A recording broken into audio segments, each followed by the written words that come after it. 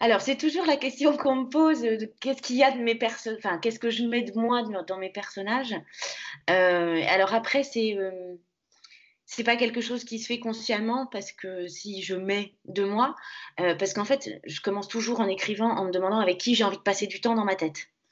Et du coup, Reine, en fait, elle est arrivée, dans ma tête, avec, ses 40 ans, son grand ado de 17 ans et son mensonge et son secret.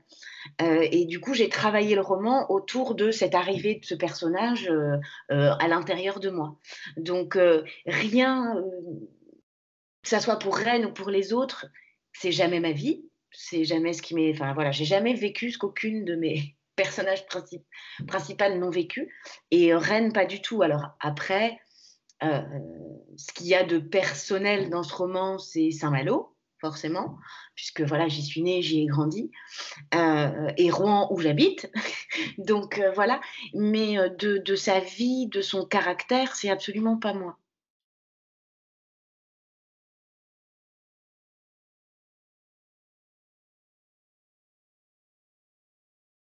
Non, pas véritablement. Enfin, alors après, c'est vrai que je raconte des ce sont toujours des femmes qui sont mes personnages principaux, mais je crois que c'est parce que enfin, si j'écris ce genre d'histoire, c'est parce que je crois profondément que malgré les épreuves, on peut s'en sortir à un moment ou à un autre, qu'il y a toujours la possibilité de rebondir et que, c'est aussi une manière de mieux se connaître, même si c'est pas, l'apothéose de bonheur à la fin des romans, toujours, mais en tout cas, le personnage principal se connaît mieux et a réglé un certain nombre de ses problèmes pour repartir vers du mieux ensuite.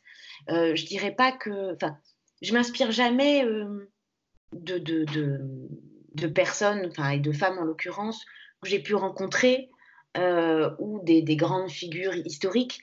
En fait, vraiment, à chaque fois, je reviens sur cette question avec qui j'ai envie de passer du temps et quel genre de vie j'ai envie de découvrir à travers mon personnage principal. Et puis il y a un moment, en fait, il y a plus de différence entre elle et moi. Enfin, je m'efface au profit du personnage, en fait. C'est, quand j'écris, c'est plus moi qui pense, c'est le personnage et ce qui fait que je suis du coup, moi-même surprise par les personnages secondaires. C'est-à-dire qu'il y a un moment, en fait, ce qui tombe sur le coin de la tête de Reine à certains moments du roman, je l'ai pas forcément vu venir, en fait. Heu et celui-là particulièrement, où pour la première fois, je ne connaissais pas la fin.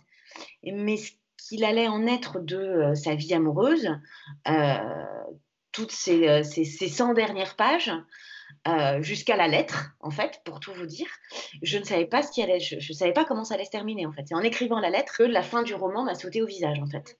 Ça fait très peur quand on écrit de pas connaître la fin du roman. Oui, celui-là, ça a été, ouais, ouais, je le dis, je me suis fait cueillir par ce roman-là et ses personnages, vraiment.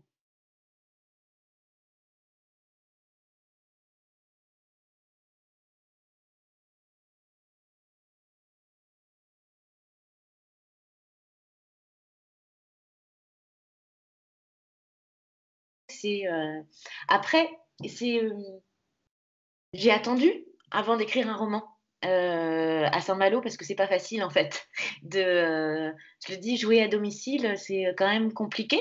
C'est, de se dire: est-ce que je vais réussir à en parler, correctement, à l'écrire correctement?» Donc il a fallu enfin, voilà, c'est quand même les 6 premiers romans à passer avant que je me lance dans ce défi d'écrire Saint-Malo et en même temps de me dire: «Je veux écrire mon Saint-Malo à moi, le Saint-Malo historique que j'aime énormément». Voilà, la dimension cité corsaire, c'était vraiment ça que j'avais envie de raconter et du coup l'importance, énorme de la mer et le côté où les Malouins sont hyper accrochés à leurs cailloux quoi, hein. Leurs rochers, c'est important pour les Malouins.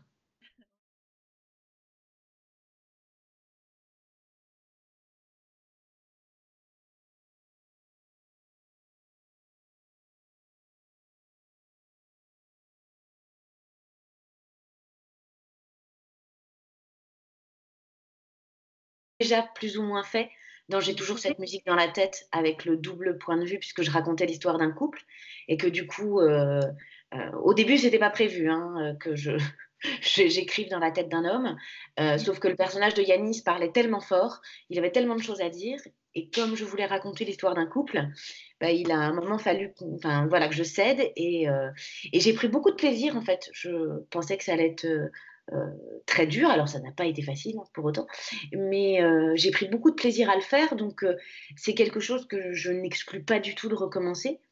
Heu Maintenant, j'attends le personnage qui va être suffisamment fort pour arriver et où et que du coup je me dise: «Bon bah voilà, là, ce roman-là, je ne l'écrirai que dans la tête d'un homme». Donc c'est possible, je l'ai déjà plus ou moins fait et c'est quelque chose qui pourra arriver, peut-être dans l'avenir.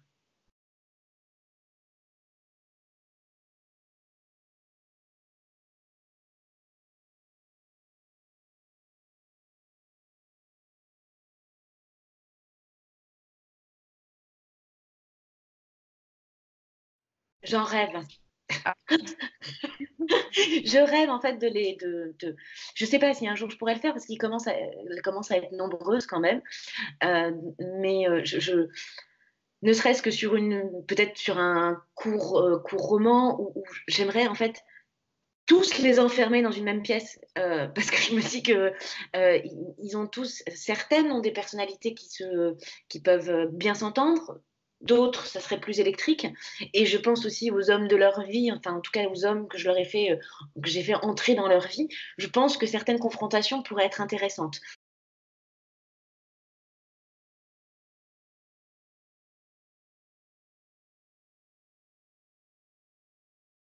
Non, alors là, c'est vrai que je suis encore un peu en train de dire au revoir à Rennes. ah, Heu, c'est un roman qui m'a tellement envahie, tellement portée dans l'écriture et je parle de Rennes, mais je parle de Noé, je parle de Paul, je parle de Pacôme, je parle de Nicolas. Tous, ils ont été très, très forts. Donc là, je suis en train vraiment de terminer de leur dire au revoir et voilà, c'est la période de pause où des prochains devraient arriver, enfin j'espère. Il n'y a pas de raison, c'est toujours comme ça que ça se passe. Il y a ce temps de séparation est pas toujours facile. Et puis bon, voilà, maintenant le roman commence à être, enfin le roman est pris et les personnages sont pris par les lecteurs, donc du coup, ils mènent leur nouvelle vie et qui est la plus belle hein, pour eux auprès des lecteurs. Donc voilà, là, il commence à y avoir un espace pour que de prochains arrivent.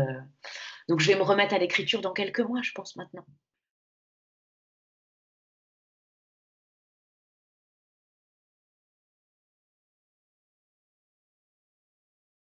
Déjà que je les remercie, je les remercie d'avoir la curiosité de me lire, de découvrir mes personnages et de les porter.